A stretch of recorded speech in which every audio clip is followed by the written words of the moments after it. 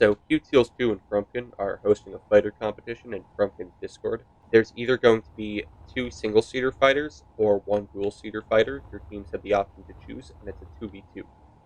So I teamed up with a really good builder known as Mollusk, and we came up with this fighter. It's a single-seater. We're going to have 2 of them. It's a pretty good fighter, in my opinion, because I designed it. Yes. And I'm just going to quickly show it off and see what it is, because content. So for starters, we've got the armament. There are 6 autocannons and 4 railguns and 2 guided missiles. These missiles are guided by Ardav's missile script, which uses this turret to guide the missiles instead of the cameras on these missiles. These cameras are completely useless, by the way. I have no clue why they're here. Both the railguns and the autocannon turret, or the fixed autocannons, are on a custom turret controller. There are 5 custom turret controller blocks spaced around here.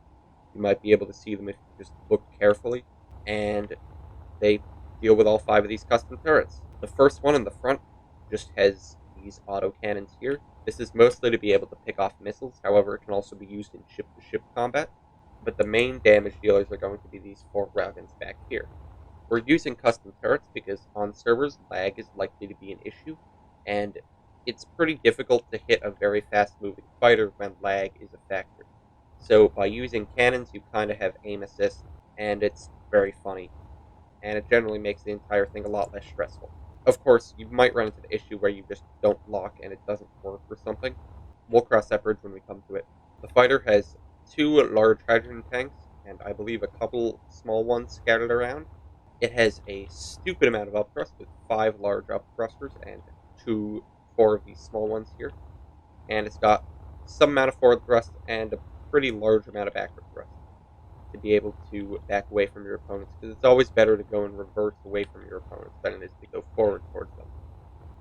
It has a normal styled cockpit, however I enclosed it in this streamlined section, and you can sit in there and it's generally a lot more protected from other railguns. Like I put the blast door box here and stuff. It also has these wings. They're mainly just to mount these missiles, but they also kind of look cool. And yeah, that's about it. Sitting inside the cockpit, we have just an interior. A couple important things like the target lock indicator and a clock. If you don't have a watch, just on your wrist, and also the artificial horizon, which is kind of nice. We are now going to perform a combat test. All these weapons function at 800 meters, including the turret which fires. So, kind of not that much functional outside of that, but it is what it is. Dodging is really easy with these large amounts of upward thrust, and the turrets seem to make pretty quick work of enemy ships. Of course, there are better fighters for dealing with large capital-launching ships, and this one's designed to deal with fighters, so it is what it is. We can also use timer blocks to launch missiles. The missiles are going to do a lot of damage to anything they hit.